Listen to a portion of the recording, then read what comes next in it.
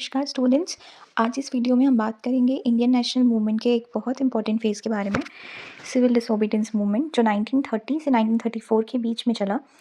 ये मूवमेंट इसलिए खास है क्योंकि इसमें पहली बार इंडियंस ने सिर्फ ब्रिटिश इंस्टीट्यूशंस का बॉयकॉट ही नहीं किया, बल्कि ब्रिटिश कानून तोड़ने का फैसला भी लिया, और वो भी अहिंसा के साथ।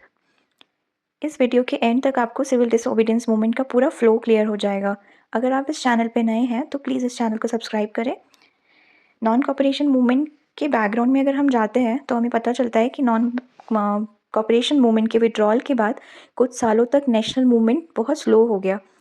अगर आप नॉन कॉपरेशन मूवमेंट के बारे में नहीं जानते हैं तो आप मेरी प्रीवियस वीडियोस में जाके देख सकते हैं। मैंने वहाँ पे बहुत अच्छे वे में स्टोरी जैसा समझाया है, आपको समझ में आ जाएगा, पूरी स्टोरी आपको समझ में आ जाएगी नॉन कॉपरेशन मूवमेंट की।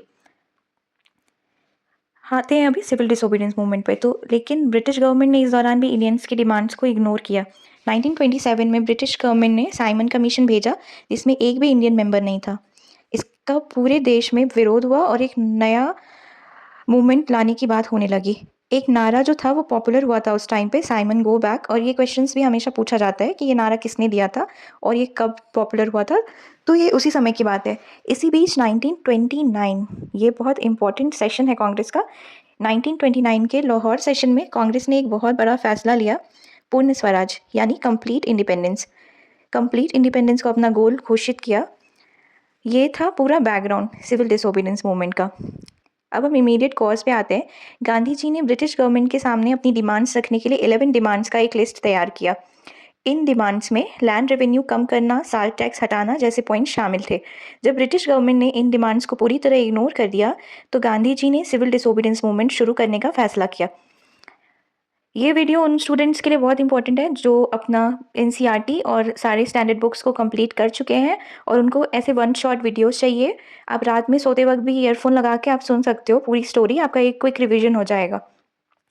तो अब हम आते हैं what is civil disobedience. Civil disobedience का मतलब था ब्रिटिश कानून को जानबूझकर तोड़ना, लेकिन बिना हिंसा किए हुए। गांधी जी हिंसा के खिलाफ थे, ये तो आप जानते होंगे। इस मूवमेंट का फोकस सिर्फ बॉयकॉट पर नहीं था, बल्कि अनजस्ट लॉज के खिलाफ डायरेक्ट एक्शन पर था। साल्ट सत्याग्रह का बिगनिंग हम अगर देखते हैं तो हमें पता चलता है कि सिविल डिसोबीडियंस मूवमेंट के प्रारंभ में ही साल्ट सत्याग्रह शुरू हो गया था। गांधी जी ने 12 मार्च 1930 को साबरमती आश्रम से दांडी तक अपनी प्रसिद्ध यात्रा शुरू की। कभी कभी हमारे एग्जामिनेशंस में पूछ दिया जाता है, डायरेक्ट ईयर और डेट भी पूछा जाता है कि कब सिविल डिसोबीडियंस मूवमेंट कब शुरू हुआ था। तो 12 मार्च 1930 को सिविल डिसोबीडियंस मूवमेंट शुरू हो गया था। ये यात्रा लगभग 240 माइल्स लंबी थी और 24 दिन तक चली। अगर आप बीपीएससी का एग्जाम देते हो तो वहाँ पे डायरेक्ट ये भी सवाल कभी कभी आ जाता है कि कितने दिन तक ये यात्रा चली। अगर आप प्रीवियस ईयर क्वेश्चंस का एनालाइज करोगे तो आपको पता चलेगा कि पिछले बीपीएससी में ये पूछा गया है कि कितने दिन तक सिविल डिसोबीडियंस मूवमेंट वाला जो मार्च था वो कितने दिन तक का था। तो 24 डेज का था और 240 माइल्स लंबी ये यात्रा थी। आपको पूरा डेट और ईयर याद रहना चाहिए इस इवेंट का।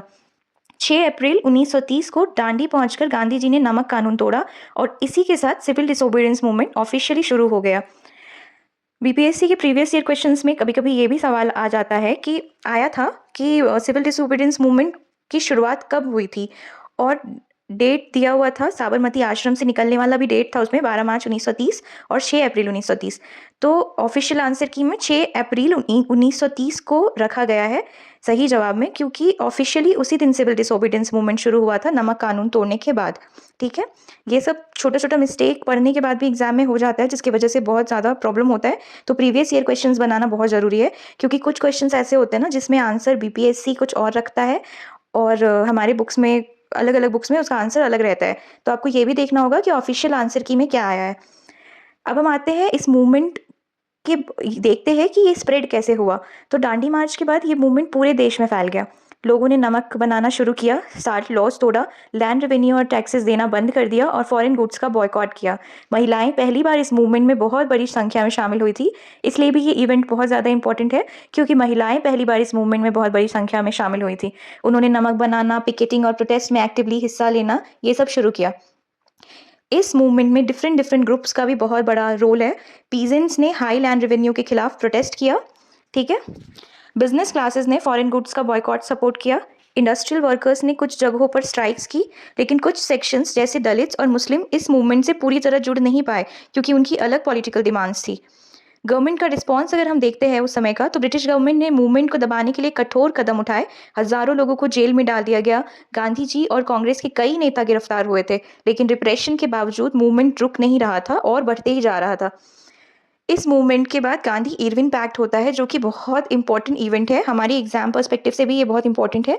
1931, ये फिर आपको ईयर याद रखना ज़रूरी है कि गांधी इरविन पैक्ट कब हुआ था।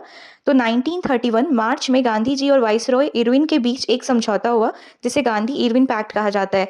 इस पैक्ट के तहत सिविल डिसोबीडियंस मूवमेंट को टेम्पररी रोक दिया गया और Gandhi ji second round table conference में हिस्सा लेने के लिए लंदन गए। अगर राउंड टेबल कॉन्फ्रेंस के बारे में आपको नहीं पता है, तो आप नेक्स्ट वीडियो में आप उसको देख सकते हो। मैं एक अलग से वीडियो बनाने वाली हूँ, जिसमें तीनों राउंड टेबल के बारे में मैं इन डेप्थ एनालिसिस करके दूंगी, आपको पूरी स्टोरी बताऊंगी। अब इस मूवमेंट के हम फाइनल विड्रॉल पे अगर आते हैं, तो हम देखते हैं कि राउंड टेबल कॉन्फ्रेंस किसी भी नतीजे पर नहीं पहुंच पाई थी। वापस आने के बाद गांधी जी ने मूवमेंट दोबारा शुरू किया। ब्रिटिश रिप्रेशन और इंटरनल प्रॉब्लम्स के कारण 1934 में सिविल डिसोबीडियंस मूवमेंट को पूरी तरह से वापस ले लिया गया। ये क्वेश्चंस भी पूछा जाता है कि इस मूवमेंट को वापस कब लिया गया और क्यों लिया गया। तो 1934 में सिविल डिसोबीडियंस मूवमेंट को वापस ले लिया गया, कुछ इंटरनल प्रॉब्लम्स के कारण। इस मूवमेंट का सिग्निफिकेंस बहुत है। सिविल डिसोबीडियंस मूवमेंट ने इंडियन फ्रीडम स्ट्रगल को एक नया रूप दिया। इस मूवमेंट ने ब्रिटिश लॉज की लेजिटिमेसी को चैलेंज किया। मास पार्टिसिपेशन और विमेन पार्टिसिपेशन बहुत ज़्यादा बढ़ गई थी। पूर्ण स्वराज एक प्रैक्टिकल डिमांड बन गया इस मूवमेंट के बाद। अगर हम इस मूवमेंट के लिमिटेशंस को देखें, तो कुछ लिमिटेशंस भी थी इस मूवमेंट में, जिसकी वजह से फिर दूसरा मूवमेंट भी आगे करना पड़ा।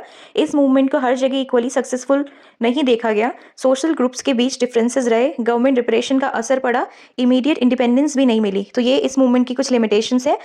आप अपने आंसर राइटिंग में ये सब सारा पॉइंट्स नोट करके लिख सकते हो। अगर हम कंक्लूजन पे आते हैं, तो सिविल डिसोबीडियंस मूवमेंट ने ये साबित कर दिया कि अहिंसा के साथ भी एक साम्राज्य को चैलेंज किया जा सकता है। भले ही ये मूवमेंट अपना फाइनल गोल अचीव नहीं कर पाया, लेकिन इसने इंडियन फ्रीडम स्ट्रगल को इरिवर्सिबली बदल दिया। इसी के साथ हम सिविल डिसोबीडियंस मूवमेंट की चर्चा यहीं पे समाप्त करते हैं। अगर आपको ये एक्सप्लेनेशन हेल्पफुल लगा हो, तो वीडियो को लाइक करें, शेयर करें और चैनल को सब्सक्राइब करना ना भूलें। नेक्स्ट वीडियो में हम क्विट इंडिया मूवमेंट पढ़ेंगे। धन्यवाद। और अगर आपको कोई प्रॉब्लम है, तो आप कमेंट में लिख सकते हो, मैं आपको अच्छे से समझा सकती हूँ। ठीक है, बाय।